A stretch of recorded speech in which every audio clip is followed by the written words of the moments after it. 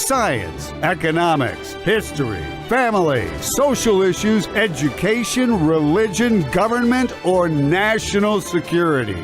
Brannon brings the issues of the day into clear focus through the lens of a Judeo-Christian worldview. And now, here is your host, Brannon Howse. And good evening. Welcome to the broadcast on this March 2nd, 2026. March 2nd, 2026. I'm going to be joined tonight by Jason Pratt, former Navy intelligence officer, fighter pilot, literal rocket scientist. He joins us. Aaron, our reporter on the ground in Israel, joins us. Then I'm going to go to Annie Cyrus. She's going to bring us an expert update as an expert on Iran and the Middle East. Then we're going to go to Colonel Rob Manus and then Patrick Wood. Busy night here. Yeah, I'm in a different location tonight. This little retreat was planned months and months and months ago for the 35th wedding anniversary of my wife and I. And as I said on radio today, wouldn't you know that two things collided at the same time? One, herniated disc in C6 and C7 in the neck, which is a pain in the neck, to say the least. And then that war breaks out. So I'm not supposed to even be on the air at all this week. I was planning on having a lot of guest hosts this week and taking time for my wife and celebrating our 35th wedding anniversary. But here we are. War broke out, interrupting that. I'll be here tonight once more, certainly this week, but I'm going to ask Annie Cyrus, Shahram Hadian to sit in for some TV so I can spend some time not only with my wife, but also trying to recuperate, because the doctor says the years and years of sitting at a computer with your arms up and out like this, typing and head down, has eventually led to this these herniated disc in C6 and C7. Although I have to tell you, I think one of the big causes of it was the being without the Bell of Grace for 2 weeks. And I'm not kidding you. My wife is the one that actually said that to me. She says, I think the 2-week ice storm where we weren't getting any Amazon, no UPS, no postal service mail for 2 weeks. We ran out of the Bell of Grace right at the beginning of that. And our order should have been coming right in without any interruption, but we weren't counting on a 2-week gap of no mail due to an ice storm. It was in that 2 weeks that the inflammation came roaring back, and then this problem started and just got progressively worse and worse. But it is a week where I do need to be taking some time off, trying not to exacerbate this inflammation in the neck. I was doing really well, actually, to be honest with you, until I lifted Dolly up last night and put her in the bathtub. And then that was a no-no. I shouldn't have done that. And now I've set myself back a few days for sure. But anyway, onward and upward. But I wish President Trump had checked in with me. I would have asked him to wait on this war thing till next week. But he didn't do that. So here we are. But joining me tonight is going to be a great lineup. Let's go first off to Aaron Lavarco, our reporter on the ground in Israel, and Jason Pratt, both joining me on radio today.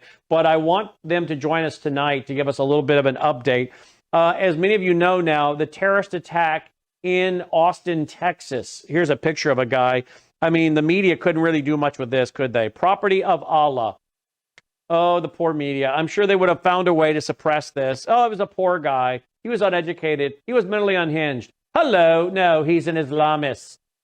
And his shirt gave him away. Property of Allah. He shot 2 people dead, injured somewhere between 14 and 17. Did we ever get any footage of that, Logan? I know we have some footage of it. He was supposedly shooting from his SUV and then got out of the car. And this, of course, folks, is what soft targets are all about. And these are the terror attacks we were warning about we've been warning for years, but we said before the 12-day war, America gets involved in fighting Iran. They get involved in this war. Don't be shocked to have terror cells, them going after soft targets. DHS, FBI is stating that they are concerned. They put out bulletins. Some cities are raising their security, particularly when they mention the cities. You know which cities those are as far as the Jewish population, and you're pretty sure that's part of it. But anyway, everybody should have full awareness and their head on a swivel right now. As we saw last week, some poor lady just waiting on a bus had her throat slit in Fairfax, Virginia. Did not know the man. We're getting more and more reports of people being murdered by people they did not know. Those people did not know them, and they didn't know the person that killed them. It was a random attacks. So no one is safe. We're living in an age where I think maybe too many people have had the shot and the boosters and other psychotropics and are going crazy nuts. Others are fooling around the demonic world. Others are Islamist full on. But it's not, we're not in Kansas anymore, Toto. We are living in a different age, a different world, no doubt about that. Let's be joined by Aaron Lavarco. He knows too well about living with your head on a swivel and potential terrorist attacks at any moment. But also our guest, Jason Pratt. He joined us in our studios. I can't remember what year that was now, but he joined us, I want to say 2017, but I could be mistaken, where we did a Friday night, all-day Saturday seminar on situational awareness and church shootings and shootings at your office building or synagogue.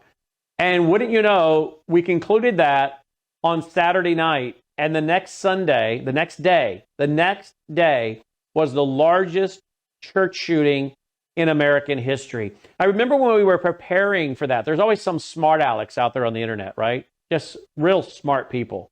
They're just so smart. They're so brilliant, but yet they've never written a book. They don't host any seminars. They hold no expertise really in anything, but they sure want to tell us what we should and should not be doing. But you ask for their resume. Can you send us over your resume? Since you're so smart, we might want to start having you on as a guest. Turns out they don't have any. They just love to complain. But I remember getting emails from those kind of people saying, why are you guys holding a seminar on situational awareness and potential church and school and synagogue shootings? What is wrong with you people? I mean, you guys should see. About 1% of the emails we get, the people are certifiable. And you ought to, you really ought to take up the customer support and see what it's like. God bless the other 99% of you that are sane, but you ought to see that 1% we get, right, Logan? I mean, they are nuts. I mean, you wouldn't believe some of it. It's like UFO, I've been abducted. They tried every experiment under the sun on me. You got to hear how they probed me. And I mean, it is crazy stuff, folks. But we get these emails. Why are you talking about school shootings and synagogue shootings and church shootings and holding a whole seminar on situational awareness? What is wrong with you people? And then the next day, after we finished our event, was the largest church shooting in American history. Well, one of the speakers for that was Jason Pratt. He knows all about this. He joins us as well. Jason, former military intelligence officer, fighter pilot, and literal rocket scientist. Guys, welcome back to the broadcast. Thanks for being with us tonight. Thank you, Brandon. With you both. Let me go to you first, Jason. Remember when we did that event? Was it back in 2017? And you and I were having lunch with Melissa, and I think Logan might have been with us, and some other friends of ours, Rex and Marianne and Sherry and Larry. We were having lunch at a Mexican restaurant the next day. And the largest school or the church shooting in American history was in Texas, takes place. And we had just finished our event. You and I have been warning about the need for people to be really aware. And I'm concerned this is going to kick up even more with the terrorist attacks here in the U.S. now. Of course, DHS and FBI are warning about them. Speak to all this, will you please, Jason?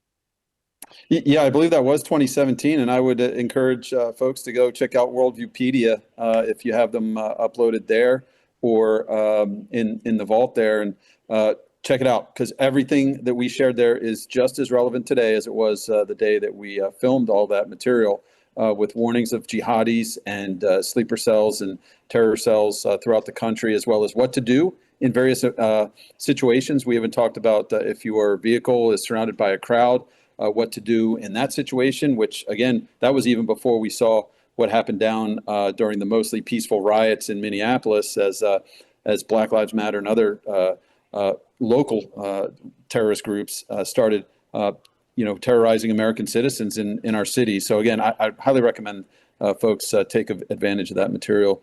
I also I think what Governor Greg Abbott is doing in Texas is a great measure. We should see that in more states where he's activating his guard. They are calling it, what are they calling it? They're calling it Operation Fury Shield. And so I think that would be wise for more governors to take advantage of their National Guard and prepare them for potential actions that we might see of individuals going after soft targets, and just considering what those targets might be, such as sporting events and large outdoor gatherings, a lot of these amusement parks and anywhere, shopping malls, things where a lot of people are going to be gathered, because that's what they're looking for. Very easy targets with a high concentration of people.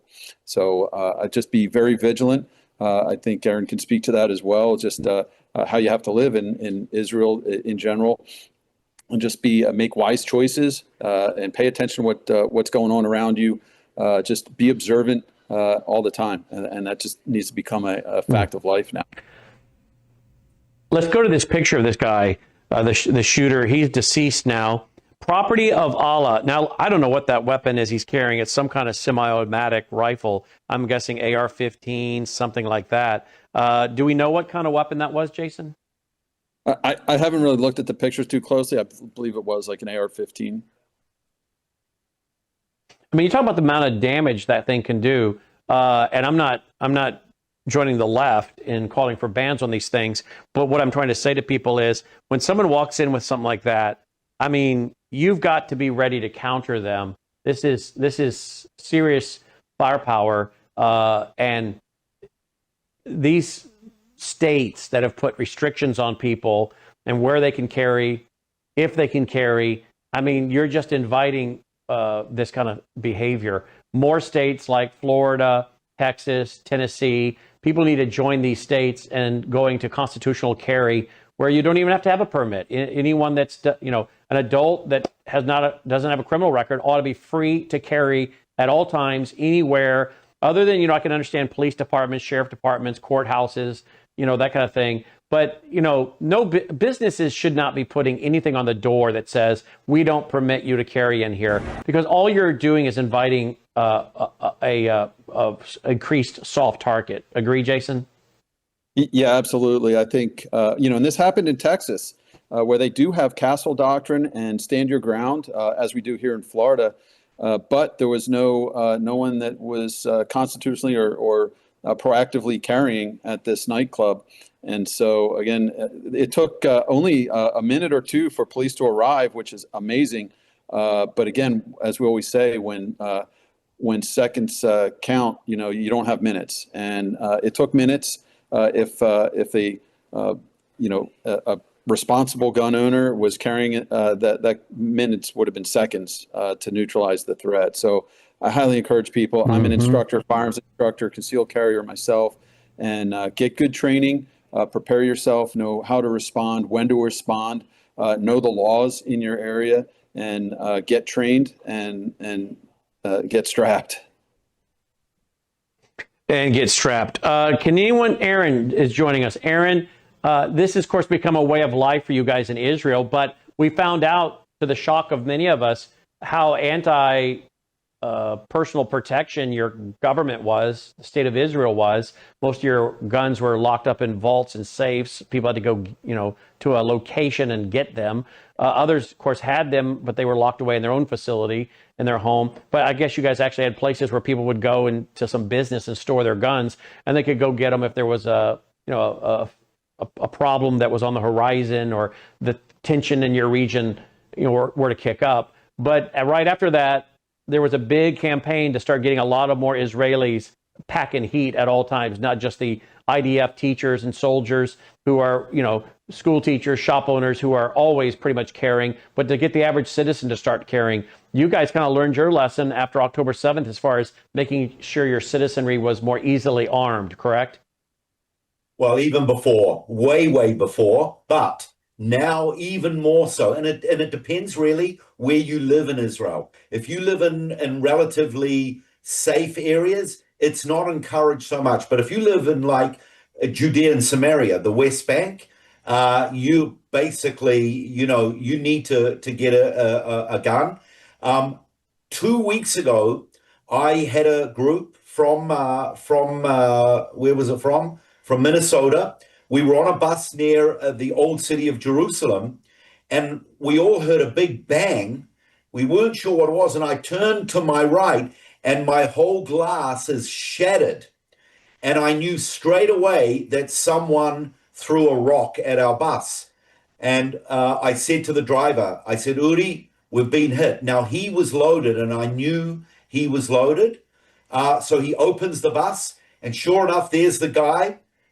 he's running away, and the driver's running after him, and I'm caught in two minds. Should I go with the driver?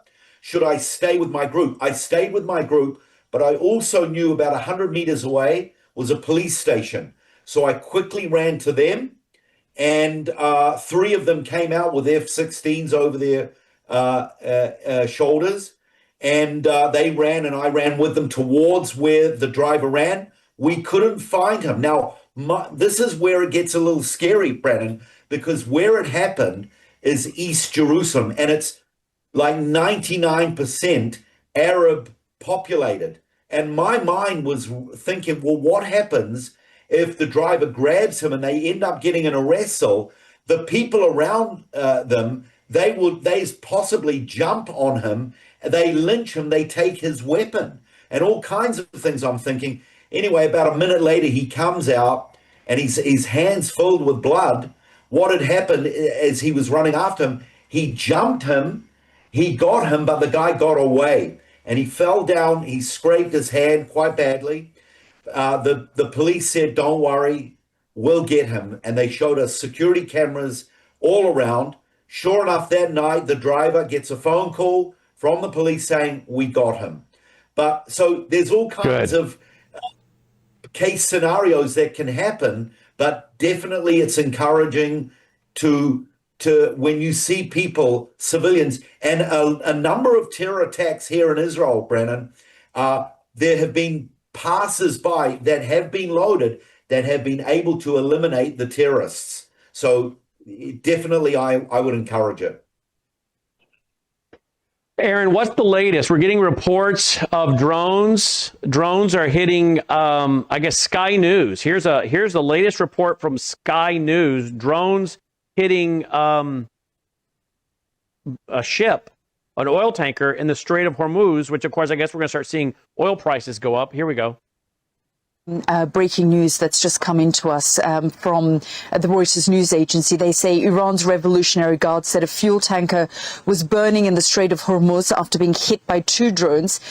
They had told Iran's news agencies that had reported this today. The Strait is the world's most vital oil export route, connecting the biggest Gulf oil producers such as Saudi Arabia, Iran, Iraq, and the United Arab Emirates. So that news just coming in that Iran's Revolutionary Guard say a fuel tanker was burning in the Strait of Hormuz after being hit by two drones. Aaron, any more news on that? Well, not any details, but strategically, I mean, these were Iranian drones that hit this tanker. Is that correct? Yes, correct. Yeah. So my understanding is why are the Iranians sending these drones to hit an oil tanker? What interest? They're not American. They're not Israeli. This is to stir up this war and to make it a global war. This is absolutely strategic. They want people to start panicking. They want the price of oil to jump high. So why? People will complain. They will turn on America. They will turn on Israel. They will say, you see, war is not a good thing. Just today, I read perhaps one of the most famous Americans in the world, Pope Leo. He was condemning America and condemning Israel for this war. No condemnation of the Iranians, no statement about the tens of thousands of Iranians that have been murdered by the Iranian regime, just condemnation against America and Israel. And so this is very strategic. So this wasn't a mistake. And as we were talking about before, Iranians' air force is pretty weak, but where they lack in airplanes, they definitely make up in the area of drones. And these drones are dangerous. But as I was saying earlier, we not only have the Iron Dome and the David Sling, but we now have the Laser Dome. And I believe one of the key reasons why we've develop that is hopefully that it will deal with these drones. These drones, this is a new era of warfare, but using it for street strategy like this, very, very dangerous. I got a text today from one of our viewers. I won't give his name for security reasons, but I recognize the name. Requesting prayers for safety. I've been in Doha, Qatar for the past week on business. I won't mention the business or anything that identifies him. He does, though. As of Saturday afternoon, when Iran fired missiles at Qatar, we have been under shelter orders and the airspace is closed. Around 8 a.m. this morning, the Patriot missile system intercepted 3 missiles, which I could see the trails and impact smoke from the hotel. Now there has been 2 Iranian planes intercepted in attacks on the LNG refinery and power plant.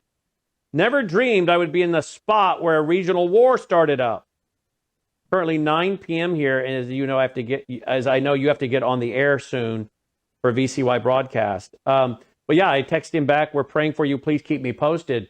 So people are getting caught in this and never thought they'd find themselves in the middle of a war zone, Aaron. This is a guy who's from Oklahoma. Yeah. Yeah, this is, I was saying during the break that, people have booked to come to the Middle East. People are booked to come to Israel. Everyone's world right now is either stopped or it's on hold, quite disruptive. And people like this, they get caught in the crossfire. And a lot of embassies around the world, a lot of governments are telling their citizens to either get out or to flee to safe places. In fact, tens of thousands of people are fleeing from Lebanon right now as the war heats up there on our northern border. So, yeah, very, very uncomfortable situation. Jason, Reuters is reporting, insurance companies are canceling war risk coverage for vessels in the Gulf as the widening Iran conflict disrupted shipping, leaving at least 4 tankers damaged, 2 seafarers killed, and 150 ships stranded around the Strait of Hormuz. You deal a lot with drones. How much of this war is going to be fought with drones versus traditional aircraft, do you think? Well, so far, predominantly all of the strikes that Iran has made were either their missiles, their medium-range ballistic missiles, or drones. And I would say a majority of them are drones. Actually, I have some statistics from Saturday on that. And that picture you showed was the tanker that we know that's been verified hit. That was the tanker Skylight. It's flagged from Palau, but it's actually owned by Iran. So yeah, Skylight. So that's Iran's own tanker that they struck. It's been at anchor there off the coast of Oman, right in the middle of the Strait of Hormuz for some time. Don't know if it was there. They weren't using it, but so it was likely not fueled. It had a crew of about 20, 15 of which were from India. That I know 15 of them are reported safe. So they're hitting their own vessel, either just to start to clog up the strait. They'll probably mine it, as well as use drones and anti-ship missiles in the strait. So that's something to be concerned about. But to answer your question about the drones, I think it's predominantly going to be drones that Iran is going to use. They're cheap, a lot cheaper than their missiles, very easy to build. They've got a lot of them. So they'll continue to fly those until they can't fly them anymore. We've taken out, I think, a lot of their airfields where they would launch them from. And but again, a lot of these they can stick in a car and just drive. They practice launching these just off of a street, so a neighborhood street or a highway that they can launch them from. They've got a tremendous number of them in Yemen as well, so that's something to be concerned about, them launching attacks from the south. Well, was it Israel that struck deep inside Iran with drones that they had pre-positioned in Iran last year? How concerned are you, Jason, that we would see something like a Club K cargo attack in the U.S. off our shores or deep inland from a Club K cargo system that we've been warning about in our documentary siege, sabotage from 2018. How concerned are you about that? Or drones that have been smuggled in and or built even inside our country, and that we would see drone attacks in the U.S. We have Gordon Chang saying World War III is going to be fought on our American soil. We also had, who else said that last week, Logan? Somebody else came on last week. Who? Oh, Tommy Tuberville. Tommy Tuberville, he wasn't on here last week, although we've interviewed him. We're trying to get him on now again. But he said he thinks we will be fighting the Islamists with a world war on our own soil as well. How much do you think such a war would involve Club K cargo systems and or drones inside the U.S., as we've even seen Israel do, sneaking them inside Iran and attacking Iran from inside? Particularly when you think about the vulnerabilities of our border, our porous border. We have no idea who's here, who's gotten in. And then you add in the drug cartels working with China. I'm sure they're working with the Islamists. I mean, and their ability to fly drones over the border. How concerned are you? Again, I don't know how much you can speak to this because of your past work, but how concerned are you about that? I'm asking a lot of questions at one time here, but man, alive. How concerned are you about them launching drone attacks from Canada or from the Mexican border? Yeah, I think, right now our biggest threat is that the terror cells, the individual isolated terror cells. But that being said, I think an attack from within the continental U.S. is something we need to be very concerned about. But that being said, I think our national security apparatus is pretty keen on that. Drones, particularly Chinese drones, the quadcopter types, can be quite large. They can, obviously, you can see from the destruction that Iran is committing there is very real. And so those within the U.S. very concerned. The Club K car, I think, is a tremendous danger. We've done shows, you and I, talking about there's actually a company, a shipping company with ties to Iraq, and even Saddam's nuclear mastermind there. His family owns the shipping company, and they have rights to the port of entry of one of the busiest terminals, shipping terminals in America, and that's Cape Canaveral in Florida, right adjacent to our space port of Cape Canaveral Space Force Station and Kennedy Space Center. And so they have a right of port of entry. And guess what? They have arrangements. That same shipping company has arrangements with the company that ships the Club K car. So I don't know how many more dots you need to connect there.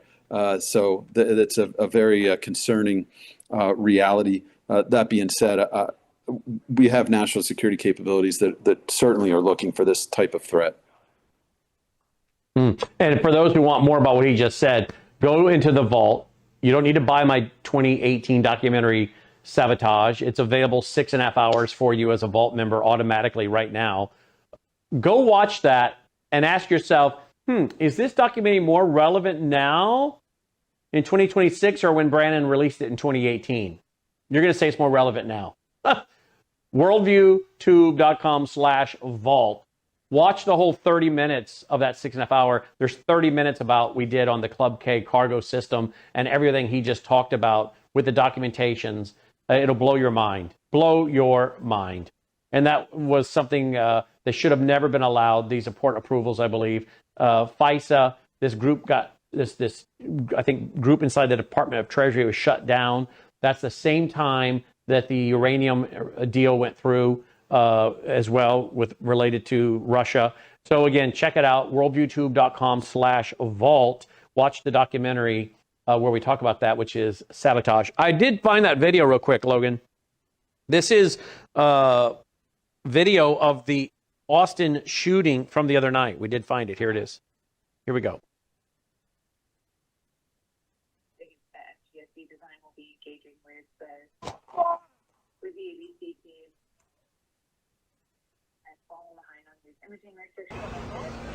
Oh my God! What is going on? What the is going on? Jesus Christ! What the?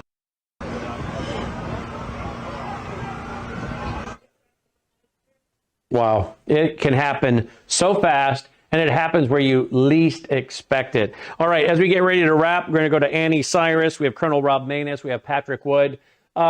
This is going to go on for weeks, if not months. Is that what you think, Jason? Months?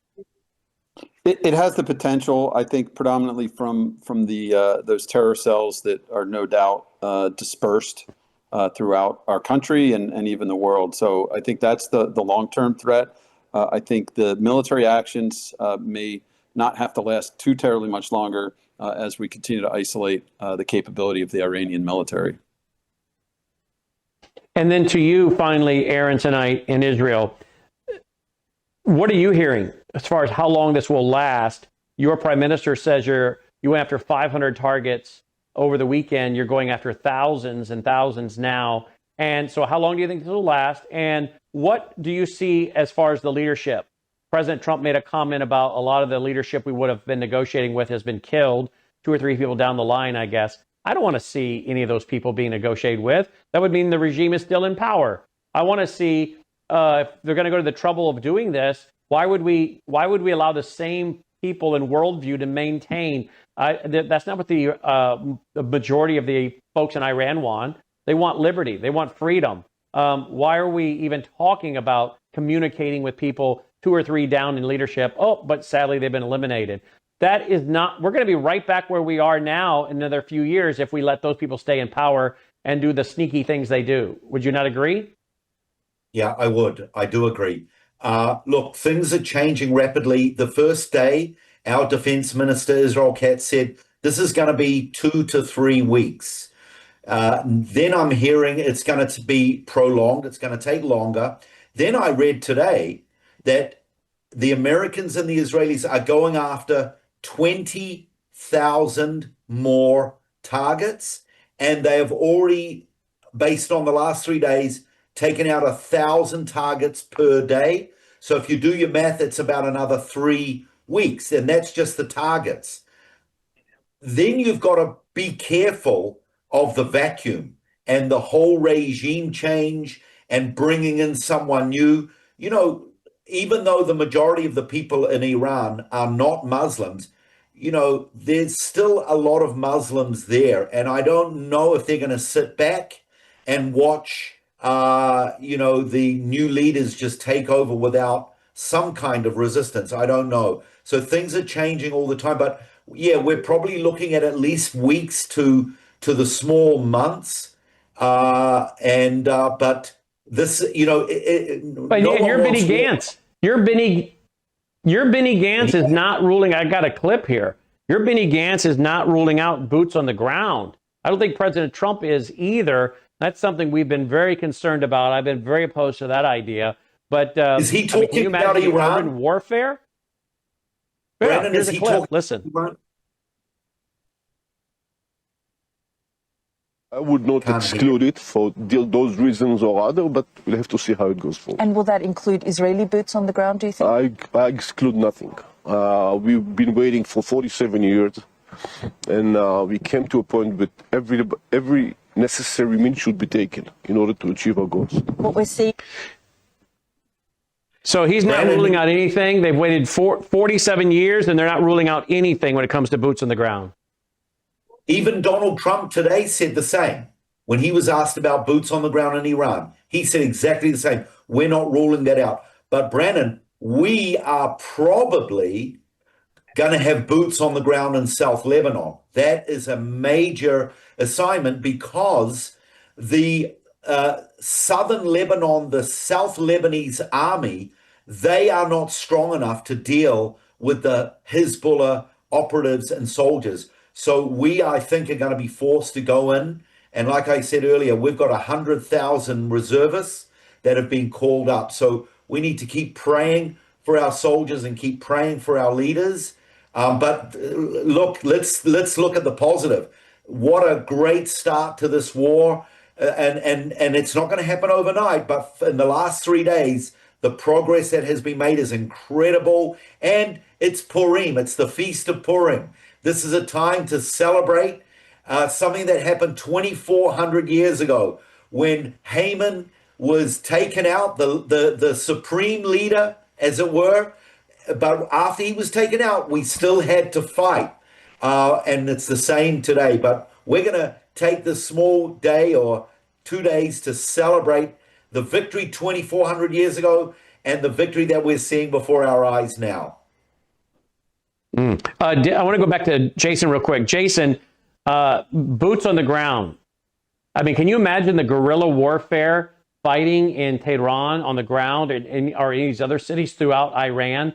I mean, that is the recipe, unfortunately, for mass casualty when you start fighting people where they own the ground. They've lived there their whole life. Who knows what they have stationed, pre-planned, prepared for in advance for guerrilla warfare? I mean, that is about as dangerous as it gets, boots on the ground in Iran. Would you agree? So yeah, if we look back, at Iraq and then Afghanistan, what we saw was, these prolonged just stays of kind of nation building, and I don't see that being kind of the approach that President Trump is interested in. He said no forever wars. That didn't mean he wasn't going to have war to, so that we could have peace through strength. He's got to live up to those threats.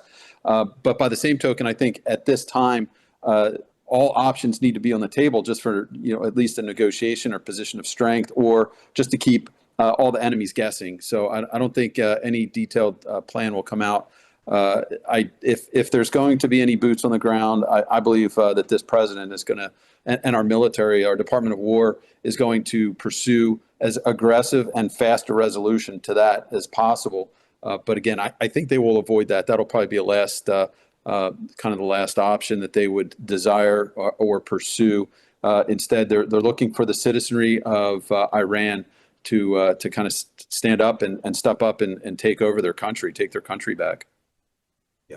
But if boots on ground did happen and we started having guerrilla warfare in these major cities, I mean, that is tough and deadly stuff, right? It is. We got quite good at it in Iraq and even better in Afghanistan. Our military is quite adept at that now. That's one of our primary, training areas for most of our soldiers. So, and particularly our special forces. So, unfortunately, we're quite good at it. But again, hopefully, I think that's going to be the last option. And Brennan, let's pray not. We would give you a social media for Jason, but he doesn't have one. He is going to eventually get one, but he works in the national security realm in the private sector now. Aaron Lavarco is LightToTheNationsMinistry.com and brought to you by our foundation. And we send him regular love offerings, worldviewfoundation.com. Did you want to say something in closing, Aaron?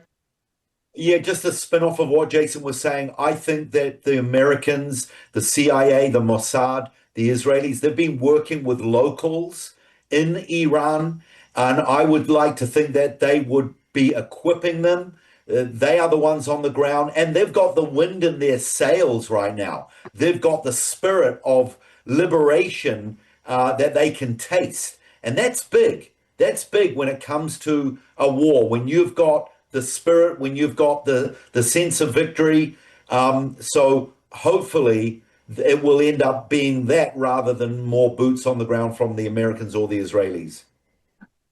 Indeed, indeed. Gentlemen, both of you, thank you for being with us this evening as we continue this coverage on the war that is now the U.S. and Israel versus Iran. Of course, Iran now is also attacking many other nations as well, many of them Muslim nations, which is in itself an interesting thing. How is that likely to bring more of those Muslim nations to the table, to the peace accords or the Abrahamic peace accords? Let's ask Annie Cyrus about that. Before we go to Annie, remember, folks, we're brought to you by you, pushing out lots and lots of free content, but we have to bring in about $40,000 a month to cover our bills. The bandwidth bill alone to push out free programming is around $8,000 a month. Then you add in our IT guy. Our IT costs are about $10,000 a month. So that's $18,000 right there. Should I keep going? Because I can get it to $40,000 really fast with all of the guys we have to pay in the control room. Then we have all the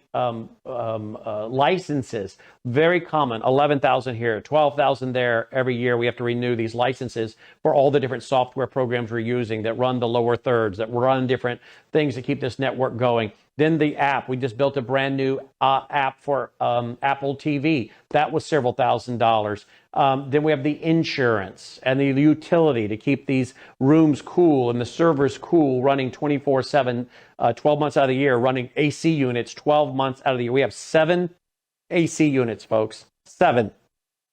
And I get tired of paying utility bills, but we cannot let these $60,000 machines, of which we have many, overheat. They will be torn up. So the bills every month come in. We got to bring in about 40 grand a month. One of the most powerful ways you can support us is even a $10 a month, $20 a month contribution. If you can do 200 tonight, 250, 500, 1,000, do it, please. But if you can only do $10 a month, $20 a month, it all adds up. And that'll allow us to keep going and pushing out lots and lots of free programming. Worldviewfoundation.com, worldviewfoundation.com. Now, don't forget about our great products we have available at worldviewtube.com/sponsors, worldviewtube.com/sponsors. Lots and lots of great products there. Melissa and I use a lot of those, all of them actually, and we recommend them to you. With each purchase, you're helping support this network as well. So get a few things you need. I am seeing more freeze-dried food orders come in. I just saw a 6-month freeze-dried food order. I got enough freeze-dried food for multiple years because I want to have enough for my family, the guys in the control room, anybody else we need to bring in, particularly guys that have special skill set, you know what I mean, like former military people.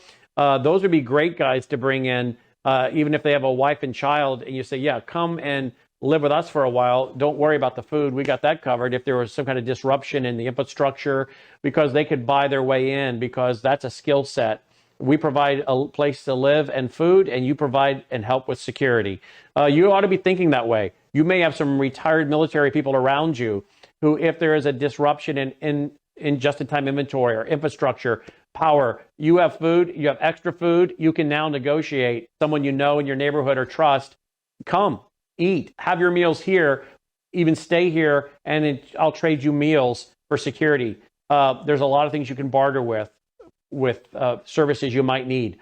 Not even just talking about disruption of services. What if there's just massive inflation or disruption in the financial system from the new system from the old system to the new system? There could be weeks of disruption.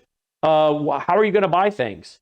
And of course, one of the most important things you could trade with in a bartering system would be freeze-dried food that has a 25-year shelf life. So I have a lot of extra freeze-dried food for that reason, as a medium of exchange. Trust me, it'll be quickly accepted as a medium of exchange for those who have it. So get enough for yourself and your family with a 25-year shelf life. This is real food. It's just freeze-dried. We just had a new shipment come in. You can order it at worldviewstore.com, worldviewstore.com. You'll find a lot of other supplies there as well, worldviewstore.com. Joining me now is one of our experts on the Middle East and particularly Iran. She's from Iran herself. She hosted a lot of programming for us over the weekend, did a fabulous job, and she joins us now. She's on with us each and every day, 3 p.m. Central, 4 Eastern at worldviewtube.com. Annie Cyrus. Annie, welcome back to the broadcast tonight. Thanks for being with us. Thank you for having me back, Brandon. Let me go to a clip right away of the Crown Prince Pahlavi. Here is the Crown Prince. You don't want to be king. I'm not running for office. I'm not. Are you saying in this interview that you wouldn't lead Iran? That's a different thing. They trust me as a transitional leader, not as the future king or future president or future whatever. I'm totally focused on my mission in life, which is let me bring the country to a point that they can make that free choice. That will be enough for me having said mission accomplished. You imagine peace with Israel? Of course. In modern history, Iran actually gave refuge to Jews that were escaping the Nazis during the Second World War, giving them refuge and sanctuary in Iran. The strategic importance of having a partnership with Israel is critical. What are the principles on which you would build a new Iran? I think what today unites us are 4 core principles that I think is the subject of how we can work together towards that end. Number 1 is Iran's territorial integrity. Number 2 is the clear separation of religion from state, which is a prerequisite to democracy, and we paid the price understanding what it means to live under a religious dictatorship. Number 3 is, of course, equality of all citizens under the law and individual liberties. And most importantly, the process, a democratic process to allow the people to elect and decide what their future system of governance should be. What would happen to the nuclear weapons program? I think it should be totally dismantled. I don't think Iran has any need to pursue a military weaponizing of the nuclear program. All right, there we go. Andy Cyrus joins us. He's ready to go, and he's been ready to go. And yet I'm hearing reports that MEK representative and mouthpieces have been all over Fox News this weekend. President Trump has said the people we could talk, at least that's what I read reports, he said, people we could talk to, negotiate with, 2 or 3 down or dead, that could be in the new government. Well, but we don't want those people, and we don't want MEK. And the former 18-year fighter in MEK, the warrior Ray, he told us MEK would be worse than the regime they have now. Bring some clarity to this and where things are going, and what are you seeing that encourages you or concerns you? Let's just start with the 3 new leaders that President Trump talked about, and almost every outlet from individual posting to broadcasting networks got it wrong. There was no supreme leader introduced to be killed. The face that's flying across social media, first of all, he's not dead. Let's make sure we don't put an eliminated tag on it. He was the picked representation for the temporary government of Iran. Now, based on the current constitution, when the supreme leader is dead, until the new supreme leader is placed, there is a temporary government of 3 people.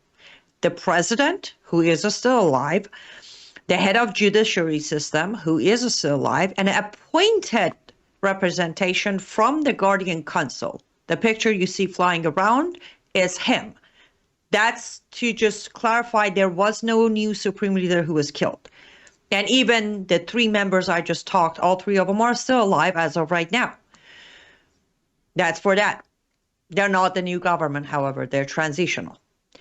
Also, something we're not hearing on our side of media is that as of this morning, Iran time, which would have been last night here time, they handed over power to IRGC. So as of right now, Iran is not the Islamic Republic of Iran. It is the military IRGC Iran, which we witnessed also during the 12 Days War.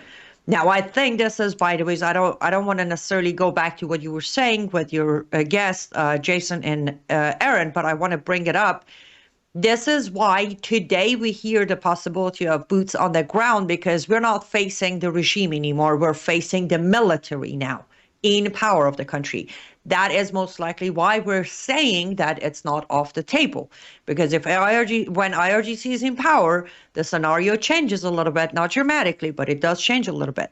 Another thing I want to address about that, I agree with something Aaron hinted at. Let me dive into that, Brandon, for a minute. I understand the mindset of being American and thinking Iraq, Afghanistan. But if you look back, when we went to Afghanistan or Iraq, in the history of their current regimes, they never had uprisings. They never condemned the regime. They never came on the streets dying to get their freedoms back. But we have witnessed that in Iran, not just the last 60 days, but in the last 47 years. So when you have the people of the country on your side, even if it's boots on the ground, you have their support. The second most important thing, over 60% of Iranians in Iran are fluent in English. Do they have accents? Yes, but they're fluent in English. Therefore, they can directly work with our military to get it done. Majority of Iranians know the back streets and back alleys better than the Islamists. So the battlefield is somewhat fair. I'm not saying there won't be any casualties, but put aside your imagination and pictures of Iraq and Afghanistan. This is going to be a very different scenario. And yes, I am still saying we should stay out of it as America. Israel got this under control. However, now we're involved. It's not going to be what you witnessed in Iraq. It's not going to be what you witnessed in Afghanistan. It's not going to be never ending. I don't give it more than 4 weeks until this is over. Now, MEK can try. Brandon, Fox News can take the check, bring MEK on air. Everybody else can do it, but I guarantee you MEK will not last more than 10 hours inside Iran unless our soldiers protect them, which I highly doubt we will do that. Otherwise, MEK stands no chance in Iran. Here's what concerns me. what Aaron said and what I've seen on the reports. I don't see it necessary for us to have to target 100,000 targets. That's overkilling. It is overkilling. We don't need to do that. Either Israel or America, it doesn't matter. Here's what's very positive. Yes, Crown Prince Pahlavi is ready to go. His team is ready to go. And no matter who tries to do, the moment the regime is over, Iranians are going to bring him back no matter what. That's a statement we all know about. And they do have the means to do it, Crown Prince Pahlavi team and the Iranian people. So that's the positive side. That's one of the reasons we're kind of not talking about MEK anymore, because we are at the solid grounds of they stand no chance, regardless of how much money they spend to get endorsement from Republicans or get on all the conservative outlet. Fox isn't the only one. Newsmax is almost full of coverage of MEK nowadays. So is Matt Gaetz. Every other 30-minute, Matt Gaetz has one of the MEK people on his show. But none of them matter today. They don't. Sorry, that was a very long answer. Annie, no, that's fine. That's great. We need it. Let's go to ask you about the same thing we asked the other gentleman about. The guy that killed two people in Austin on Saturday night and injured 14 to 17, wearing a shirt, a sweatshirt saying "Property of Allah," had the Iranian flag underneath that. This is clearly related. I'm tired of the newscasters using this phrase "lone wolf." That's a stupid phrase. He was directed, encouraged, he was incited, he was trained, he was discipled by someone. No man is an island. This is not a lone wolf. I wish people would stop using that phrase. Someone taught him this worldview, encouraged this worldview, enhanced this worldview of Islam, but the media can't ignore it. How much more of this do you think we're going to see here in America as DHS and FBI are raising their threat level and putting out memos on this? And certain cities where we know we have Jewish populations have raised some of their security. Well, let's prove your claim here. The shooter of Austin was born in Senegal. If you haven't heard of it, it's a very small country in Africa with heritage ties to Kenya. If you haven't heard of Kenya, it's one of the main recruiting jihadist countries in Africa. It's where Obama was born, wasn't it? Yes. Yes, correct. Now, the shooter was also, interesting enough, a Sufi Shia Muslim. If you forgot the word Sufi, your audience, that is where Hediye found the most moderate Islam form that she later come to realize it's the same Islam, no difference. So we have a Sufi Shia Muslim born in Senegal with ties to Kenya who came to America and become a naturalized citizen. He was not a convert. He was not born here. He wasn't even radicalized. He grew up in it, literally grew up in it. And that's just to prove so if anybody out there says, oh, Brennan's making things up or blowing it out of proportion, here's the background on the killer. Now, as far as the lone wolf, this country has been facing the threat of jihadists since September 11. We still haven't managed to call it what it is. Well, me and you have, but our government still fails to call it what it is. They call it a potential terrorism instead of flat out saying it was absolutely a jihadist act. We just said the background, and inside his car, they found a Quran. On his social media, all you see is his invitation to come to Allah, serve Muhammad. So as long as we don't call it what it is, which is jihad, we're not going to get the results we need. And the threat has always been there. Are we on higher alert for it today because of what's happening in Iran and what happened to Khamenei? Absolutely. But as long as our government, especially FBI, is not getting ahead of this, we're going to always have this threat, Brannon. There is no one to be blamed except our own government, specifically FBI. They have the list of the 17,000 jihadists with direct ties to ISIS and Al-Qaeda who came to America during Biden administration after the disastrous withdrawal from Afghanistan. Why are they not being arrested? Furthermore, the 1,700 that were arrested, why are they not deported? So we got to hold them accountable. Here's a headline from the New York Post. Texas mass shooter had Iranian flag, which we know about, under his shirt where he said property of Allah. He had that flag shirt underneath that. But it also says he had photos of the Islamic Republic leaders in his home, Annie. Yes, he also had a devotional video on his, want to say Instagram, where he actually, it's audio only, but funny enough, he combines 3 different languages in that video. But in that video, he did a full sermon mourning of the death of Khamenei, reminding everybody of what a great leader he was and how they need to stay with Allah, because this is all happening as well of Allah. He was definitely a praiser and supporter of Khamenei. I have watched the video myself. I have translated the video myself. So yes, he was very heartbroken. Now, I should say in that video, he does not say anything about taking revenge, but he did mourn the loss of a great leader of Shia movement. All right, give us any more information. Sorry, go ahead. Give us any more information you think we need as to where we have been, where we're going before we wrap. Sure. Okay, so quickly, the situation is way better than what you're hearing here in America. We the strikes, let's say, when I say we, U.S., Israel strikes, way ahead of a schedule. 120 besieged buildings have been taken out. Besieged are the places where all the morality police are stationed to do the crackdowns and arrest. Here's another amazing news. 2 of the strikes on in an area in Iran forced the IRGC to have to release prisoners from their prison. Every prison, that was one of the main prisons they were holding the protesters from the uprising, the recent revolution. So their hands were tied. They had nowhere to move them. So they released all the political prisoners from that prison. So again, I'm saying all of this because we're not hearing, I'm sure nobody reported that in America yet.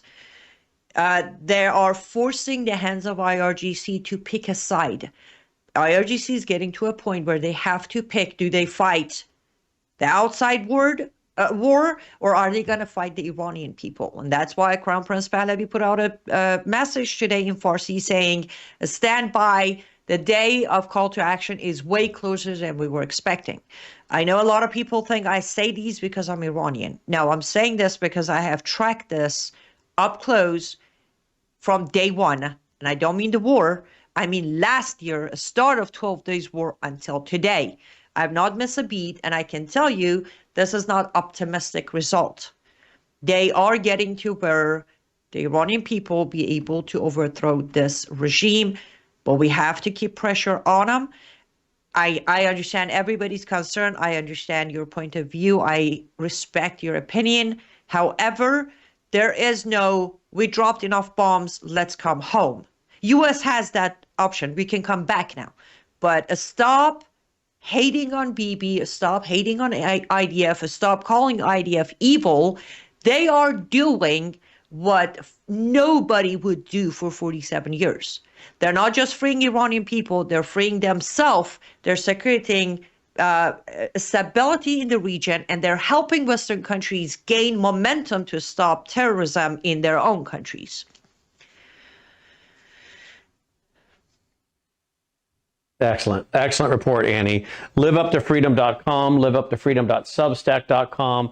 Annie hosted 2 panels for us. One on I did Saturday morning for 2 hours. She took over Saturday afternoon and Sunday. I was on those panels, but could not join on camera. I'm not even supposed to be here this week, folks. I'm supposed to be celebrating my 35th wedding anniversary. In addition to that, war breaks out, but then I got this herniated C5, C6, C7 in the neck. And my doctor's like, you really need to stay off the computer for a week, quit sitting there doing this and looking down. This is what's created this over many years. And so I'm supposed to be taking it easy all week. But not happening. I need to be on here a little bit this week. Annie's going to sit in again for me some this week, Sharam Hadian, but she did a fine job hosting those two panels Saturday and Sunday, and you'll find them at worldviewtube.com. Her website, of course, is, I said, liveuptofreedom.com, liveuptofreedom.substack.com. May I also remind you guys to make sure you have our app, worldviewtube.com/apps. Get our app for iPhone or Android, and be sure you choose to get a push notification. How many did we add? You said we added about, 700 new about 700 new people getting the push notifications over the weekend. So what that means is if there's breaking news and we're going live, you're going to get a push notification that's going to pop up on your phone telling you, hey, Worldview Tube's going live. A lot of folks are like, oh, you guys were already going for a while, and I just happened to turn it on over there. And how can I find out when you're going live? Get our app. Make sure you enable the push notifications when you download it. Full details on getting our free apps for iPhone or Android at worldviewtube.com/apps, worldviewtube.com/apps. But Annie, thank you for all the wonderful work you're doing. No, thank you, Brandon, for opening your platform to us. By the way, we got an email from someone today saying you guys called it. You said that there would be terror alerted in the U.S. We're not so interested in getting those things right. I wish we were wrong. Do you anticipate more terror attacks in the U.S. over the next few weeks? I always do this. It depends. What does it depend on? If Saudi Arabia genuinely does join this fight and start the war against Iran, absolutely, we will see major comebacks.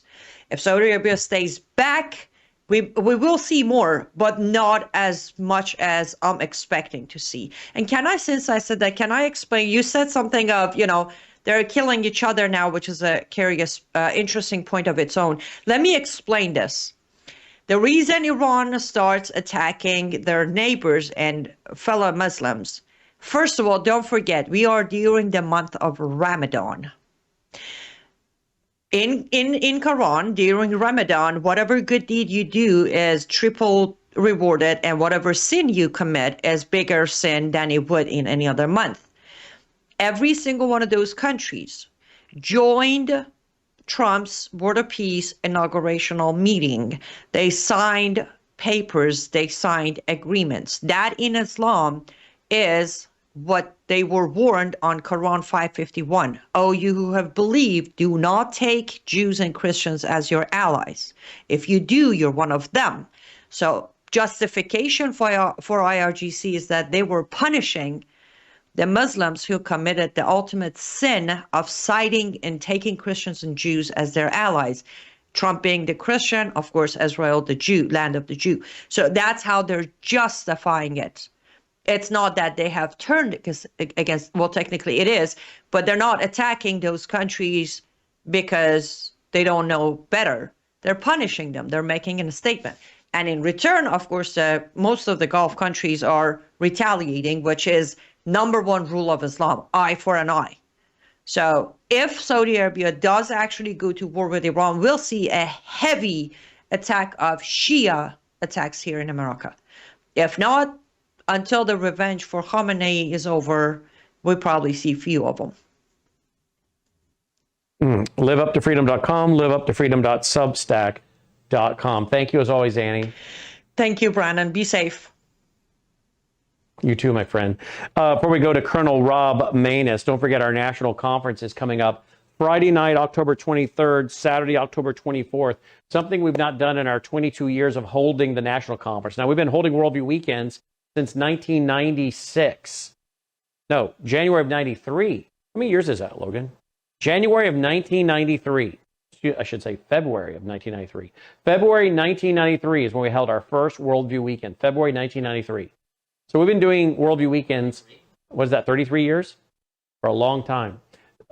We started our national conference, though, where we started holding a national event 22 years ago. I'll do the math on that. 2026, subtract 1993. Yeah, 33 years. You got it right.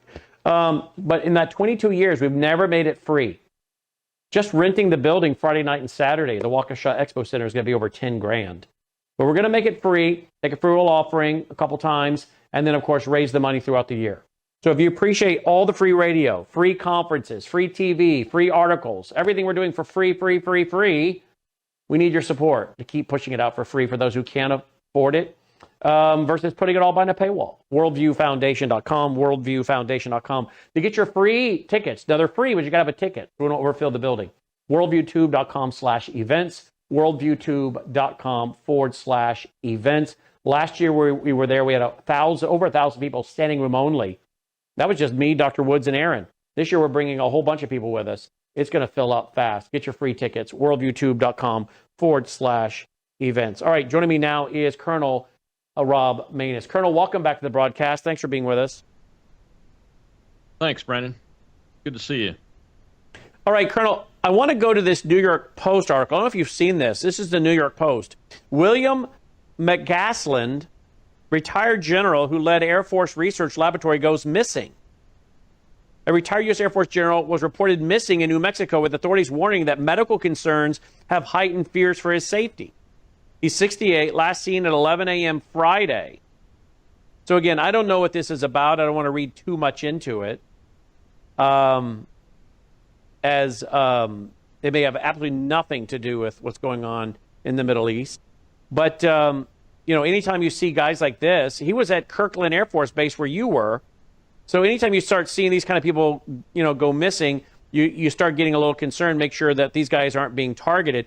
I don't know what his medical condition is. Maybe that's Alzheimer's, dementia, early Parkinson's. I don't know. I have no idea. Or maybe it's he's missing. They don't know where he's at, but he's got health issues. I don't know. But whenever I see articles like this, I start getting a little concerned as to whether some people are being targeted. I mean, we still don't know why Savannah Guthrie is gone. But anyway, do you want to speak to this? Did you know this man? He worked at the Air Force Base you were at. He doesn't look familiar, but his name is familiar. So I may actually know him, and his looks have changed enough to where I don't recognize him. But we did have the Air Force Research Lab. Part of that entity was there at Kirtland Air Force Base. And what I noticed about the article, and I have seen the article, is that the 377th Air Base Wing organization is involved. That's the organization, the wing I was in command of there. So that for a retiree, that seems to be a little bit out of the ordinary. It makes me want to know more about the story and what might actually be going on. We live in dangerous times, Brandon. So we should not necessarily assume, but have an expectation that things that are out of the ordinary and are aberrations are probably going to occur. And something that would be out of the ordinary is a former AFRL commander is kidnapped by adversaries during a combat operation that's obviously got a lot of people spun up. Yeah, absolutely. Well, that was my concern when I first read it. I thought, no. And, that starts to become a real issue because you talk about all the retired guys out there, all the retired generals, all the retired colonels that still know information, still have classified information in their head. And you start thinking about capturing these guys and holding them for ransom, or torturing them for information, or psychological operations of torturing them on video, and using them on video just as psychological operations to turn the American people against their own government, or to turn people more against Israel. Look at Israel's gotten us into. Now our own citizens who are retired are getting kidnapped and tortured. I mean, none of this is off the table in war, right? Oh yeah, none of this is off the table. Look, the Iranian mullahs have been in all-out war against the United States for 47 years, since I was 17 years old when I was in uniform at age 17. I'd only been in the Air Force for about 3 months before they declared war on us, and it continues today. And as I said yesterday in a post, hopefully we'll be successful in this. And at age 65, I will no longer be under threat of the Islamists trying to kill me, but I certainly am until that's ended at some point in the future. You say, no, we won't be under threat. So speak to the folks out there. They're saying this is not America first. was it Tucker Carlson came out and said that we're fighting this war for Israel. This is Israel's last chance, that there are more people coming into office that are going to see it our way. And this is the last president, and members of Congress are leaving quickly who would be so Israel had to act now. We're only doing this for Israel, only Israel. Others are saying we don't care about this war, has no national security implications for us. Speak to that. Tell us why they're wrong. Well, I just said it. The Iranians have been at war with the United States of America for 47 years. 47 years, and to this day, as the story we just talked about with the general, to this day, as a retired Air Force colonel that has had a top secret security clearance, I'm still under threat because the Iranians are at war with my country, and I'm a warrior in that country. My commission hasn't expired. That's why they go. One of the reasons why they go after us, but also what we know about not necessarily technology because it's changed so much, but about the processes, how we do business.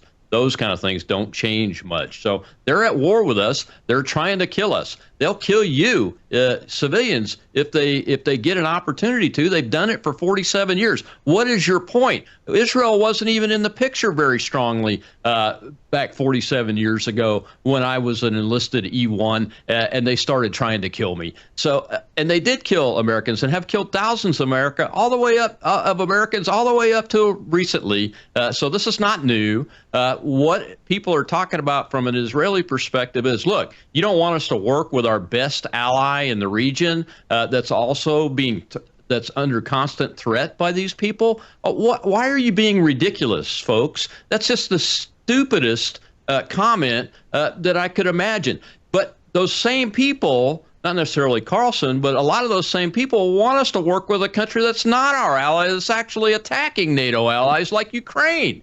It's crazy to act like that. Look, this threat, the Israelis have really good intelligence systems. They've got a very good human intelligence network in the Mossad. We know they're on the ground in Iran. They proved it long before the 12-day war, back during Operation Grim Reaper and those types of days. So why would we not go into a joint and combined operation with them and the Gulf Arab states from a defensive perspective, and any other ally that would like to join us that's under constant threat by these crazy people? Because they're nuts. That's why the Islamists can't have a nuclear weapon. It's not that the country of Iran can never have a nuclear weapon. If Iran existed today, where it was a friend to freedom and a friend to the United States of America, there may be some consideration to that. Look, the Pakistani government has one. They have Islam in that country too, but they are controlling that and have proven themselves to be able to control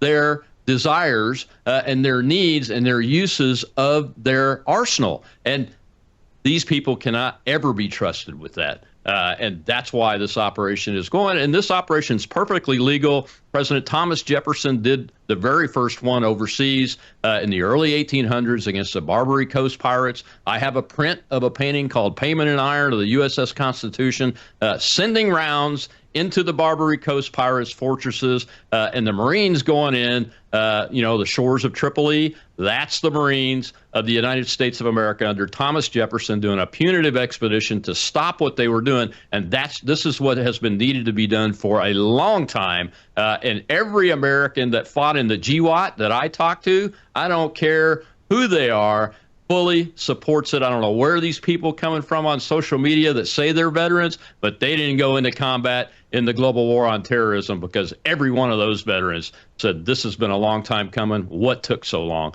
And we want it done. And we hope the people of Iran are able to rise up as quickly as possible and eradicate the IRGC and eradicate this theocracy and go back to a freedom-loving people where everybody has a say in their government and that works in a government that works for them.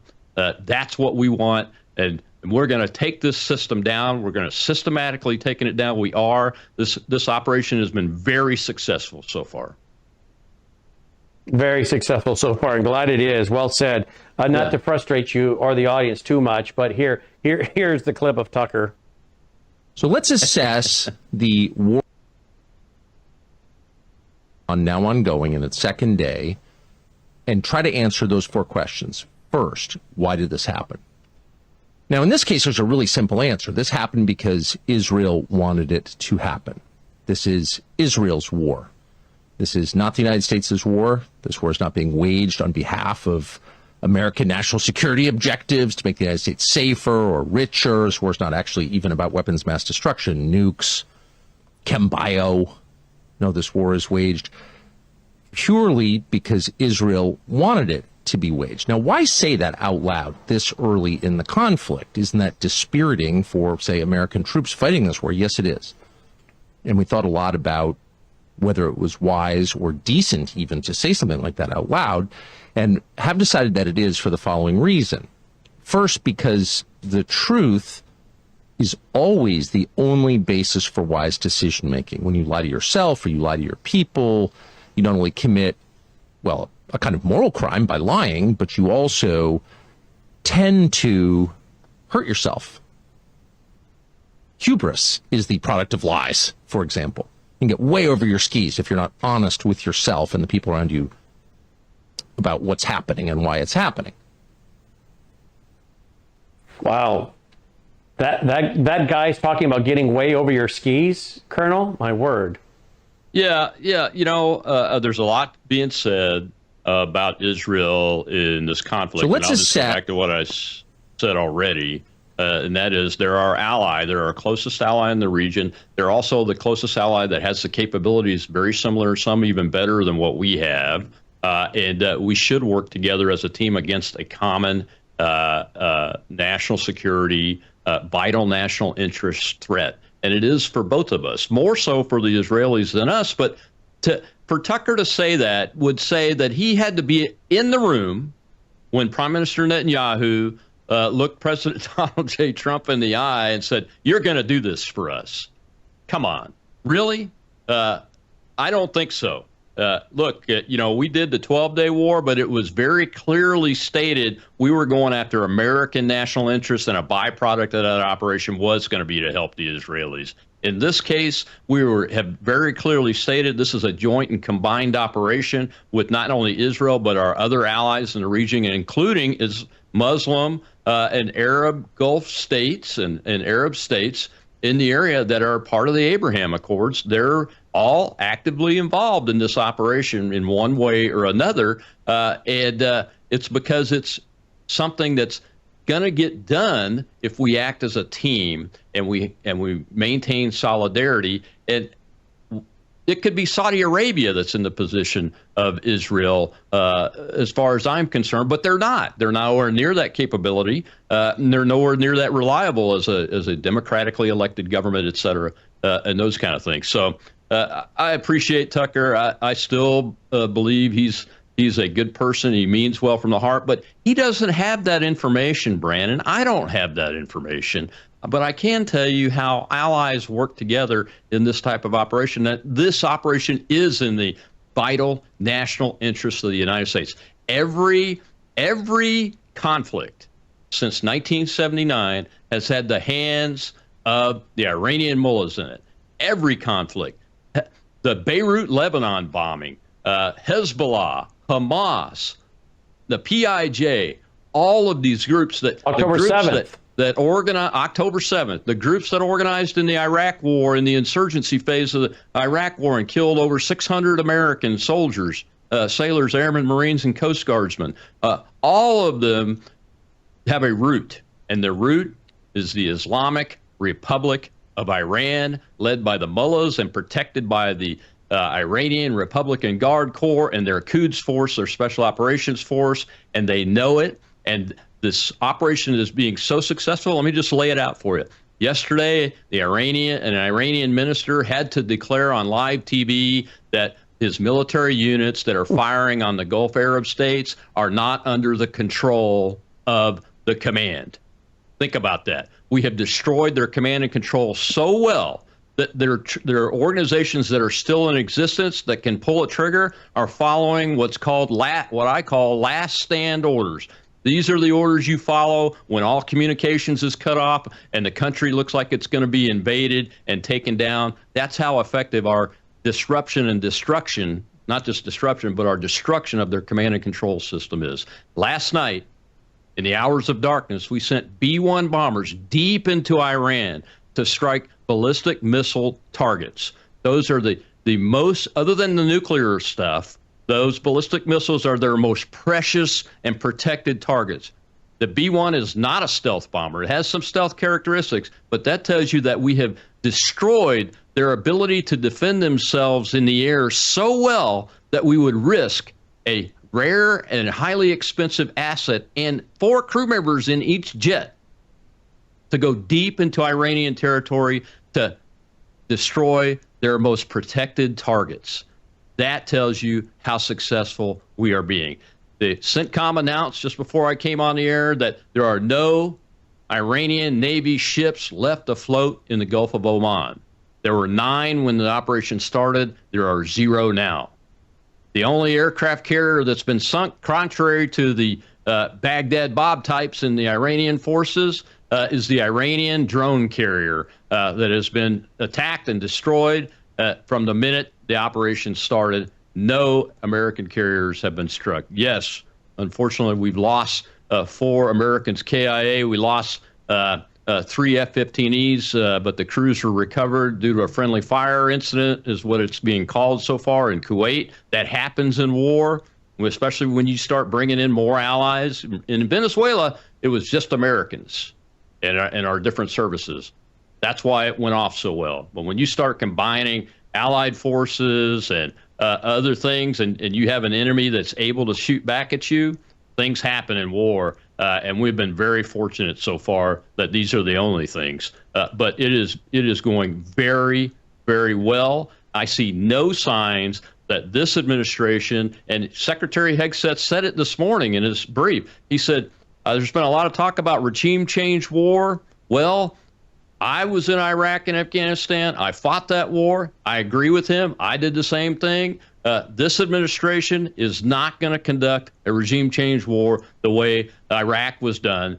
Now the regime, it's changing. We've killed 40 of them, including the Ayatollah, and it'll probably change some more as they get named. We're killing them. So that regime is changing for sure. And we're doing a reframe, what's called a reframe on the term regime change war.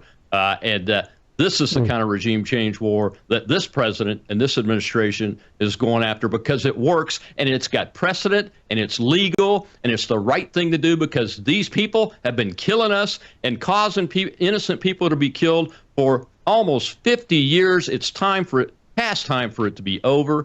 And I, for one, I don't know that I would have made the decision at this point because I don't have the info that President Trump's has, but I'm glad he did it. It's working out so far. Expect more casualties. Expect more incidents to go awry. That's what happens. And I expect that this will last probably 30 days to 5 weeks.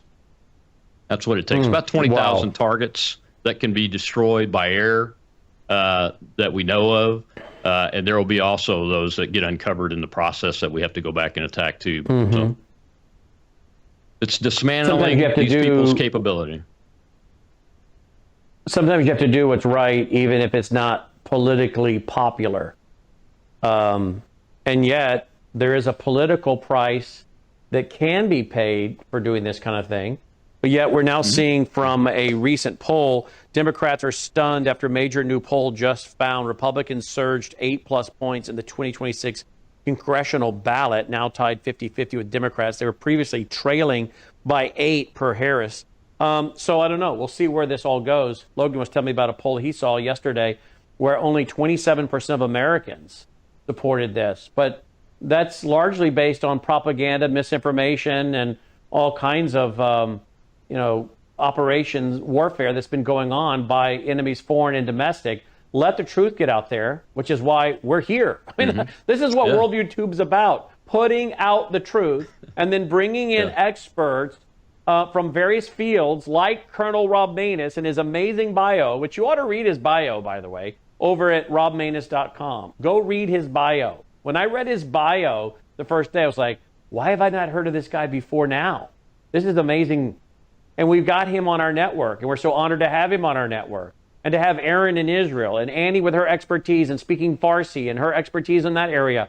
And Jason Pratt was just on, and his expertise of having been in the National Reconnaissance Organization and a fighter pilot and a literal Army or a Navy rocket scientist. That's what we do. We bring the best and the brightest together, and we speak the truth. And sometimes a leader like President Trump and others, Reagan, they have to go with what's good and right. And sometimes people will see it, and sometimes they won't. I'm hoping that people will see what you've been talking about and what we've been talking about for so many years, which is Hezbollah. You know, they're obviously they're proxy of Iran. Iran funding October 7th, other terrorist attacks. Yeah. That Iran is, of course, has been a threat to this country. And if people can't see it because they haven't been watching the right news channel, or they've been reading the disinformation of other people, well, maybe they'll hear the truth now and see. And President Trump, I guess, in just 48 hours, his poll numbers have already popped as far as the midterms. Yeah. Look, Brandon, you know, this is a war to end this war. This is an operation to end this war. It's not a new war. You know, there are those people that are out there on my side of the aisle that voted for President Trump that are saying they're disappointed because he's starting a new war. This is not a new war. Wake up, people. Stop being silly and read a history book or read a newspaper or just search it online.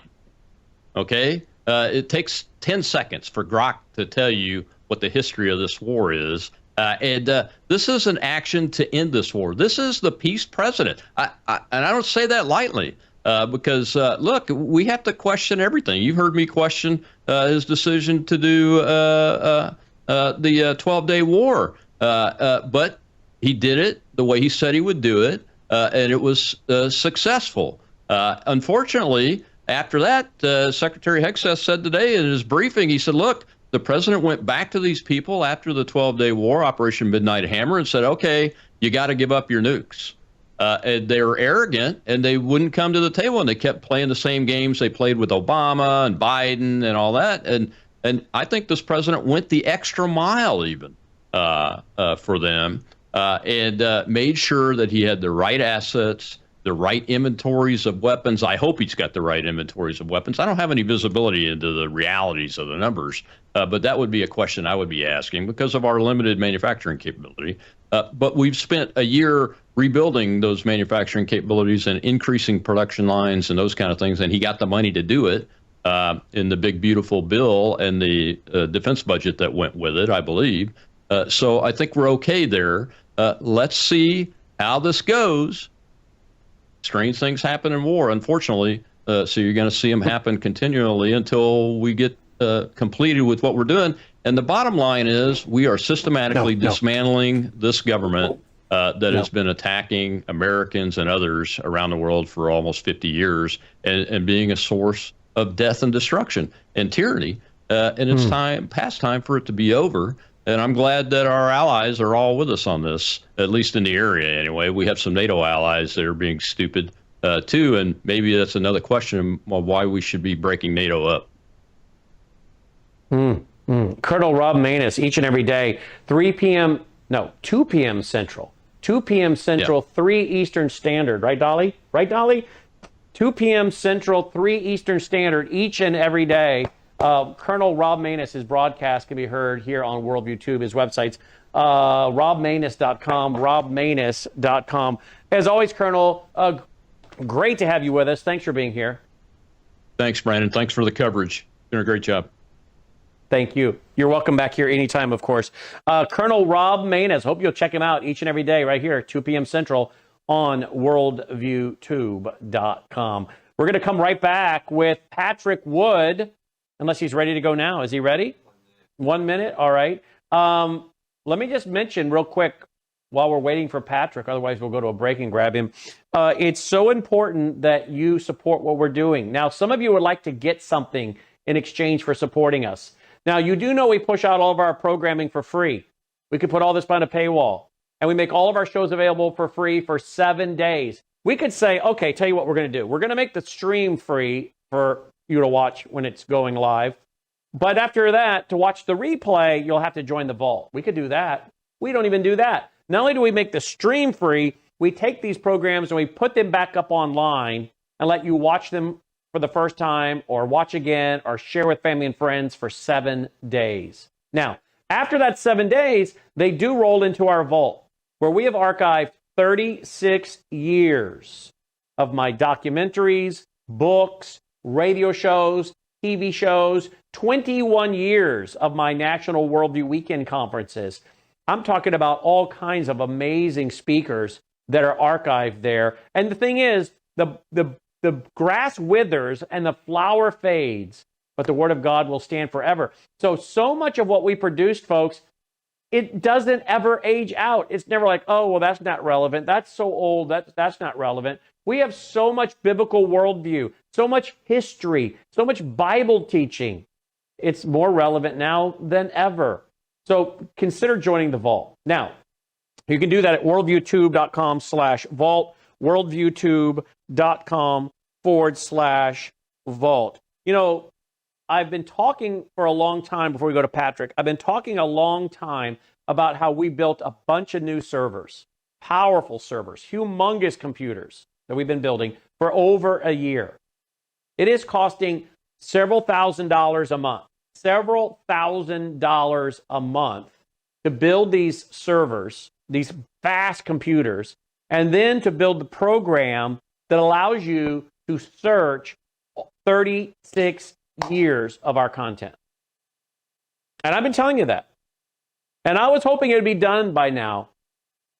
But we're not going to release it until it works like I want it to work. Because I don't want anyone saying, well, this is nice, but it could be better. No. I want you going, oh my goodness, I can't believe what he's got here. Well, let me tell you something, folks. We are getting very close. Because Logan and I saw in a demo the other night what our IT team has been working on. And you're going to be able to type in and ask questions like, what is Fabian socialism? What's communitarianism? What's the 6 dominant worldviews that rule the world? Tell me about the Gog-Magog war. Tell me about Sharia or Islamic law. Tell me about the Muslim Brotherhood. Tell me about Hamas. You're going to be able to ask it detailed theological questions, worldview questions, history questions, economics questions. And I watched our guy do that. And I watched this thing spit out the answer. Not only is it spit out the answer, it's telling you what radio show, what TV show, what book, what documentary did this come from. Oh, this answer came from Brandon's book, Put Your Beliefs to the Test. This answer came from an interview that Brandon did with Colonel Rob Maness. Here's the date. This interview came with an interview Brandon did with Phil Haney. Remember the late Phil Haney? This interview came from Brandon interviewing Jimmy DeYoung. It gives the date. You know, whether it's TV, radio, you're going to get answers with all kinds of video clips. It will pull out. If the answer is a 2-minute answer on a video that's an hour long, it's going to pull out just that 2 minutes. That programming alone took weeks and weeks and weeks. And we own that software. We developed that software. I paid for that to be developed. It's proprietary software that belongs to our organization to be used by you and me. And so you're going to get all the video clips that pop up where Jimmy DeYoung, Andy Woods, Rob Lindstedt, whoever talked about that Bible prophecy question. And you can choose any of those video clips. Then you're going to be able to choose any of the audio clips coming off of radio where we talked about that. Or any of the text. Oh, this was in this book, this interview, whatever. It's going to blow your mind. We saw it demoed the other day. We're very close to releasing it to you, the public. And you're going to be able to ask it about 4 questions a day, absolutely free of charge. But if you're a Vault member, you're going to have access to this 24/7. And I have no intentions now of raising the price of the Vault. I'm going to be adding in something that has cost us tens upon tens upon tens of thousands of dollars for the past over a year we've been developing. And I have no intention at this time of raising the Vault membership. What I plan on doing is paying for it by increasing Vault memberships. So if you're not a Vault member, you should already join. And it's going to be an amazing thing to be a member when you see this launched in the next week or two. So please consider joining now. worldviewtube.com/vault, worldviewtube.com/vault. Great way to support us and get great information as well. Join me now is our last guest for tonight, Patrick Wood of Technocracy.news. Technocracy.news. Patrick, welcome back to the broadcast. Thanks for being with us. Nice to see you. You too, my friend. All right, you got a brand new article out I want to go to. It's at Technocracy.news. It's entitled, here it is, World Bank Making Life Easier with Fast Payments and Digital ID. You say the opportunity is not to build something entirely new, but to connect what already exists into a system that works. As fraud becomes more sophisticated and AI-driven agents begin to initiate payments on behalf of users, the World Bank is worried about getting non-banked people into the system. Any new person needs verified identification. The largest concentration of non-bank people is in the Middle East, end quote. You say, imagine this situation. Maria runs a small grocery shop, and one afternoon she receives a message asking her to pay a supplier urgently through the country's fast payment system. The name looks familiar. The payment request looks real. She sends the money. Minutes later, she realizes it was a scam. The money's gone. Fast payment systems are incredibly powerful. They move instantly around the clock at low cost, but speed also removes margins for error. Once funds move, they're hard to recover. And today, many fast payment systems still rely on fragmented identity checks and app-specific controls that leaves users exposed to fraud, misdirected payments, and unnecessary friction. This is where digital identity can fundamentally change the experience. Pick it up from there, would you please, Patrick? Can you imagine the World Bank putting out this garbage? What vendor? Maria is the person's. She says she's a small grocery shop owner.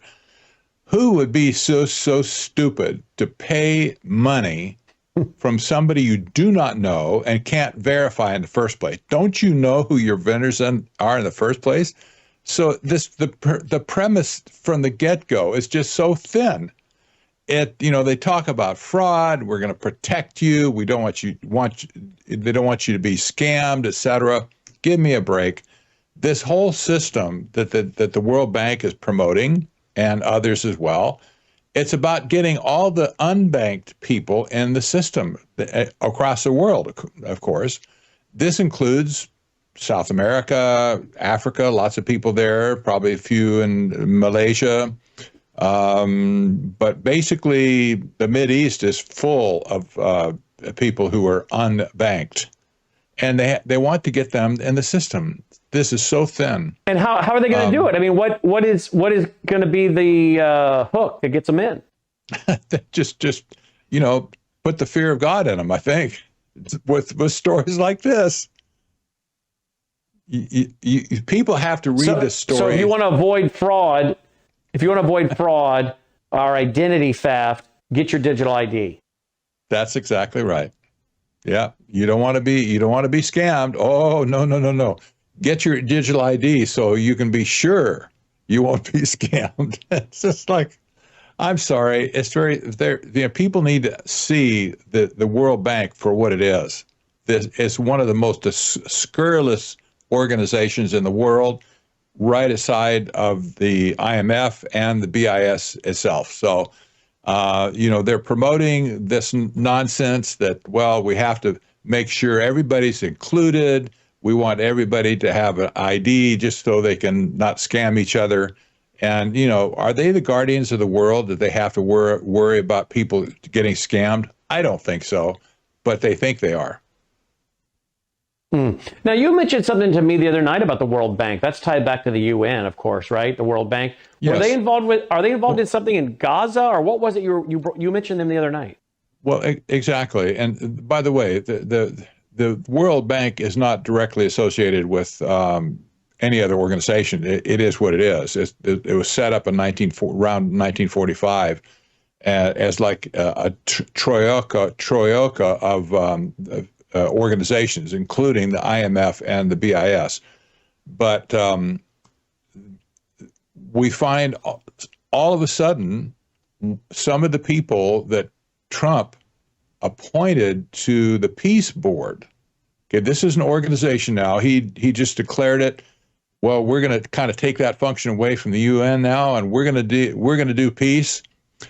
Then, he appointed members of the Trilateral Commission, like 3 out of 9, to be board members of the Peace Board. And all of a sudden, one of the people shows up, A.J. Banga. He's a member of the Trilateral Commission, and he just happens to be a member of the the director of World Bank. Yes, that AJ. So all of a sudden he shows up. So Trump then said that he has a $10 billion pledge from the United States. He doesn't have it, but that's what he said. And there's member states that are coughing up $1 billion ahead to be part of the Peace Board. This is in anticipation of rebuilding Gaza, I think, at this point. But the World Bank said they have created a special account for the Peace Board. There's no money in it yet, but it's ready to go, and it's ready to receive all these billions of dollars on behalf of the Peace Board. So yes, they're involved with this new organization. It's not the UN; it's the Peace Board. This Peace Board is the strangest thing you've ever seen in your life. President Trump has declared himself to be the chairman for life. For life. Now he may not have a long life. I don't know, but I'm just saying he's chairman for life, and he has the right of succession built into it. He has to pick his successor before he dies. That could be a family member, maybe Kushner, maybe Don Jr., maybe Eric, whatever. Who knows? But this is the odd setup for any organization, an international organization. I've never seen anything like this before. The United Nations, for instance, they vote corporately on who's going to be the new director, and they switched out every few years. But this is a position for the Peace Board that's going to be in perpetuity in the Trump family. And what's so interesting about all this is how this is all changing the landscape globally so fast. So the war in the Middle East right now, Israel and the U.S. fighting this war, is reshuffling the Middle East. It's bringing the U.S. and Israel as the big dogs, certainly the U.S., and then Trump's International Peace Board plays into this. He gets all these Muslim nations to line up. They're being attacked by Iran. That drives a lot of them more into Trump's camp. But as the Middle East is being revamped with new relationships and agreements, then it comes to the International Peace Board. And then you have the UN at the same time that is collapsing. The convergence of events is mind-blowing. By the way, I looked up, I asked Grok about the relationship between the UN and the World Bank. The World Bank is formally linked to the UN as a specialized agency through a treaty-based agreement that promotes coordination and partnership while preserving the bank's operational autonomy and distinct governance structures. This makes it part of the broader UN system, but separate from the UN's principal organs. But it goes on to say that the World Bank aligns its work with the UN frameworks like 2030 Agenda for Sustainable Development. But what's so interesting, too, though, is, you want to say something about that? No, that's right. That's what it is. And at the same time, the United Nations is collapsing. That's what they say. I wonder what could replace. What could replace the United Nations. Oh wait, the International Peace Board. Here is the UN today warning about a collapse. Here we go. The Secretary General has, as you know, repeatedly made clear the problem both of non-payment of Jews by member states and the related problem of the UN being forced to repay member states for budget expenses that it does not budget money that it does not spend, so those two factors have put us on an unsustainable trajectory. Although more than 150 member states paid their dues last year, we ended 2025 with a record $1.56 billion in outstanding dues, which is more than double that of the previous year. So unless either the payments come in or we're not compelled to spend, to return the monies that we are not able to spend because we didn't receive the budget, unless one of those two things happen, we face a real danger of running out of money. That there you poor go. Guy. They face a danger of running out of money. This poor guy is tripping over his tongue. He can't explain what's going on. Guys, we just ran out of money. Just say it and get on with it, you know. But Trump recently shut off the spigot for a lot of agencies, and this is basically what is driving them in a hole. And yes, you know, we've been picking up the slack for all these nations all these years. Why was this the case? Who knows? But you know, I'm glad that Trump kind of took them to the woodshed, so to speak. But they deserve to got a bit out of business. And if those other member states don't want to pay their dues, they just should get out of the United Nations altogether and just vote with their feet. Just get out. Do you agree with me that we got this convergence of things going on where, well, you have the Middle East being reshaped, the rise of the International Peace Board, the UN is collapsing financially. I mean, it's all really working toward a new system, and it's going to have happened in a matter of months. It has been. And you might remember all of the other things that have been said about the United Nations in the last 6 months, taking them to task for the Green New Deal. Trump calls it the green scam. All this stuff of climate change, that's over at this point, it seems like.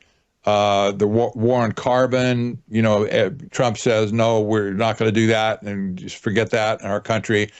You see, the United Nations has been swept aside. It was the main player that was set in place in the first place in 1992 when this whole Agenda 21 nonsense started at the instance of Trilateral Commission policy, I have to add. At this point, they don't need this anymore. The whole nonsense of sustainable development, it got them to this point. They really don't need it at this point. This is why I think the whole system will probably just all but disappear in maybe 1 year from now. And now they have another superstructure, another template that they can exercise. And this is the new world order going forward. The old order, or the old, let's see, get this right, the old new world order is over. So yes, there's been a sea change. I think we're going to see more of this in the future. And in fact, I'm sure of it at this point. All right, check it all out at technocracy.news, technocracy.news. He's got brand new articles up there, technocracy.news. Patrick Wood, he also hosts a show Tuesdays and Thursdays with Logan House, 6 p.m. Central, 7 Eastern Standard. Patrick, as always, thanks for all you do. You bet. Thank you. Patrick will also be one of our national speakers at our national conference coming up in October. Again, it's free. We're making it free for the first time in 22 years, brought to you by our foundation and you that support our foundation. But you can get your free tickets so we know you have a seat at worldviewtube.com/events. All right. That's our broadcast for tonight, folks. Now, again, I'm supposed to be celebrating 35 years of marriage off the air, resting. The doctor says, hey, why don't you combine that with being off the keyboard and sitting for hours so we can get this C6 and C7 in your neck herniated disc repaired. So I need to do that, but a war broke out and I have to jump on here. I am going to do radio from 1 to 2. I'm endeavoring to do that every day, 1 to 2. But I want to take off a little bit tomorrow. And so I've asked Andy to sit in. I might come back Wednesday night with a special guest. And then I know got Sharam coming in probably Thursday and Friday. So all is well, and I just want you not to panic or anything, all right? But as news breaks out, we'll certainly break back onto the set here and bring you news and information as you have come to expect. Roll the music. Let's call it a night. And again, I can't say it enough. If you appreciate all we're doing and the fact that we even worked over the weekend with 3 special broadcasts, I was at the desk Saturday morning for 2 hours, and then on the panel Saturday afternoon and Sunday afternoon that Annie led. If you appreciate all we're doing here, folks, the most powerful way to support us, aside from praying for us, is at worldviewfoundation.com. Worldviewfoundation.com. Would you please consider going there now?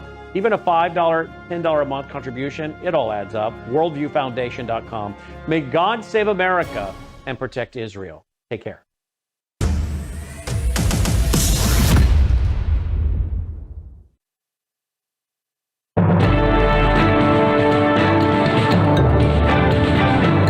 Faith, spiritual values, moral issues, government, economy, education, work, responsibility. What we think about these depends on our worldview. Now, VCY America presents Worldview Radio with Brannon House. And welcome to the broadcast. Glad you are with us. We're going to be joined by former National Intelligence Officer, literal rocket scientist, Navy pilot, Jason Pratt. He was actually stationed for a year or more in Bahrain, in the actual building he worked that we just saw get targeted and blown up the other day. We have some pictures of him standing in front of that building. We're going to get his analysis on what's happening, because his area of expertise, as I just said, is as a rocket scientist. It's also in the area of putting up satellites. It's also in the area of drones. So we have a lot to talk about with him. We're also going to be joined, of course, by our reporter on the ground in Israel, Aaron Levine.